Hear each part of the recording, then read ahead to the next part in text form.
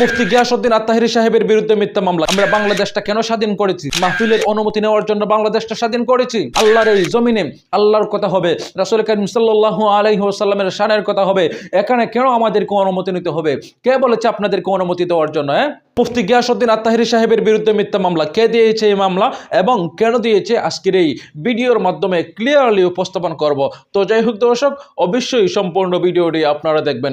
এবার কথা হচ্ছে, মুফতি গিয়াসউদ্দিন আত্তাহিরি সাহেবের বিরুদ্ধে কেন মামলা দিয়েছে?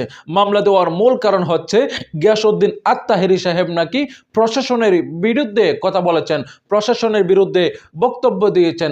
আর 2 নাম্বার বিষয় হচ্ছে, তাহিরি হুজুর নাকি সেই মাহফিলে উস্কানিমূলক বক্তব্য দিয়েছেন। সেই মাহফিলের সম্পূর্ণ বক্তব্যটি আমি শুনেছি।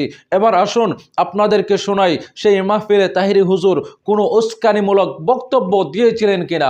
অবশ্যই দর্শক বক্তব্যটি শুনবেন, বক্তব্যটি শুনে অবশ্যই আপনাদের মন্তব্য কমেন্ট সেকশনে জানিয়ে যাবেন এবং বলবেন যে তাহিরি হুজুর সেখানে উস্কানিমূলক কোনো বক্তব্য দিয়েছিলেন কিনা। তো যাই হোক দর্শক, যেই বক্তব্যের কারণে মামলা হয়েছে, আসুন আমরা সেই বক্তব্যটি শুনে আসি।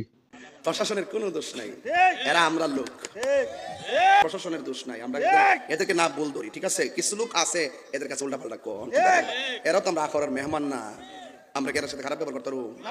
ওনারা আমাদের এলাকাতে মেহমান, ওনার সম্মানী ব্যক্তি, ঠিক না? বাজান কিছু সমাজের লোক আছে উল্টা পাল্টা যায় কয় আর কি, এই জন্য ওনারা একটু ইয়া করে আর কি। যাক, অসুবিধা নাই, আল্লাহ পাক। আর আমি তাহির হুজুর প্রশাসন বান্ধব মানুষ, সারা দেশের প্রশাসন জানে, কথা কন, ঠিক না? এরপরে মাঝে মাঝে একটু কষ্ট দিলে হয়তো মনে হয় যেত না, কারণ এটা আমরা পরিস্থিতির শিকার, কথা কন, ঠিক না? বেডি এই কথা কন না বাবা। কোন স্লোগান? ও যদি স্লোগানের কেউ ডরা নাই?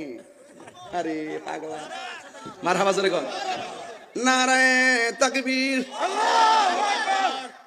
মারহাবা কন, নারায়ে রিসালাত। এই যে এই লোকটা ফাললাম না, বয়তাম মাঝখানে খালি থাকবে, কেমন দেখা যায় না এটা জিনিসটা?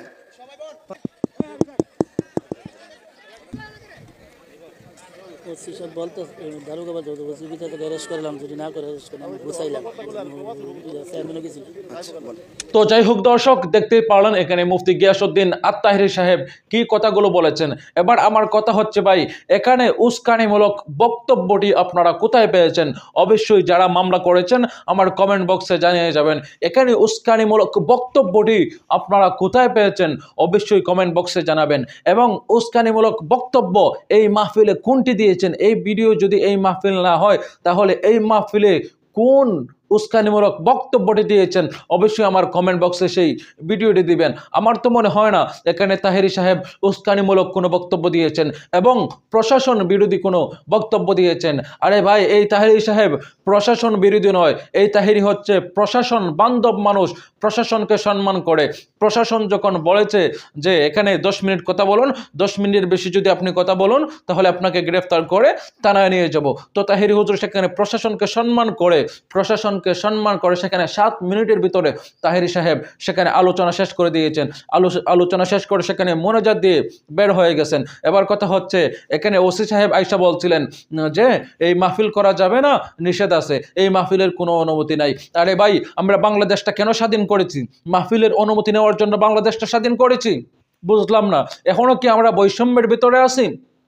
বাংলাদেশটা আমরা আবার স্বাধীন করলাম কেন? স্বাধীন করার মূল কারণ কি? স্বাধীন করে কি আমরা এটাই পেয়েছি যে আবার মাহফিলের অনুমতি নিতে হবে? এই স্বাধীন বাংলাদেশে কেন আমরা মাহফিলের অনুমতি নিব? আল্লাহর এই দেশে, আল্লাহর এই জমিনে আল্লাহর কথা হবে, রাসূল কারীম সাল্লাল্লাহু আলাইহি ওয়াসাল্লামের শানের কথা হবে।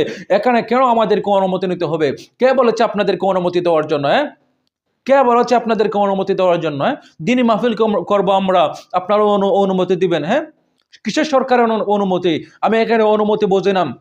আল্লাহর জমিনে আল্লাহর কথা হবে, এখানে অনুমতি দেওয়ার কোনো কথা নাই। এই যে ওসি সাহেব আইসা বললেন, এটা হচ্ছে আমার ব্যক্তিগত কথা বলতেছি যে এখানে কিসের অনুমতি?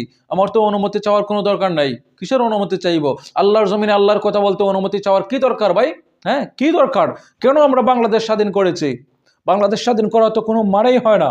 এখনো পুলিশ আইসা বলে যে এই মাহফিল বন্ধ করতে হবে। আমি তো বুঝলাম না, মানে মানে বিষয়টা কি, বাংলাদেশে হচ্ছেটা কি আমি বুঝতে পারতেছি না।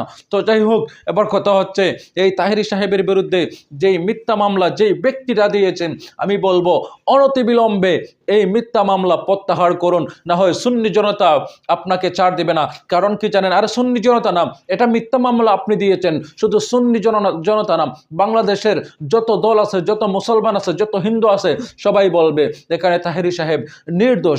কারণ হচ্ছে কি জানেন, এখানে প্রশাসনের বিরুদ্ধে তাহেরি সাহেব কোনো বক্তব্য দেন নাই, এবং জাতিকে উগ্র করার জন্য উস্কানিমূলক বক্তব্য এখানে তাহেরি সাহেব দেন নাই। আপনি কেন তাহেরি সাহেবের বিরুদ্ধে মামলা দিয়েছেন? বিলম্বে এই মামলাটি তুলে নেওয়ার জন্য আপনার কাছে দাবি জানাচ্ছি। যদি মামলা তুলে না নেন, আরে ভাই, ঘুমন্ত সিংহকে জাগ্রত করবেন না। ঘুমন্ত সিংহকে যদি আপনি জাগ্রত করেন, তাহলে এই এলাকায় আপনি কখনো থাকতে পারবেন না। এজন্যই মামলাটা তুলে নেওয়ার আবেদন জানাচ্ছি আপনার কাছে, অবশ্যই মামলাটি তুলে নেবেন। এবার কথা হচ্ছে মুফতি গিয়াসউদ্দিন আত-তাহেরি সাহেব, আপনি টেনশন করবেন না। আমরা সারা বাংলাদেশের মুসলমান, সুন্নি জনতা নয়, সারা বাংলাদেশের মুসলমান আপনার সাথে আছে। আর যারা এই মামলার পিছনে ষড়যন্ত্রকারী আছে, অবশ্যই তাদেরকে খুঁজে বের করা হবে। তাদেরকে খুঁজে বের করে অবশ্যই আমরা ব্যবস্থা নিব। তো যাই হোক, আপনার কোনো টেনশন নাই, অবশ্যই নিশ্চিন্তভাবে আপনি এই মামলা পরিচালনা করুন। অবশ্যই আমরা আপনার সাথে আছি। আল্লাহ রাব্বুল আলামিন হচ্ছেন ইন্নাল্লাহা মাআস সাবিরিন। ধৈর্য ধারণ করুন, ধৈর্য ধারণ করলে আল্লাহ পাক রাব্বুল আলামিন উত্তম প্রতিদান আপনাকে দান করবেন ইনশাআল্লাহ।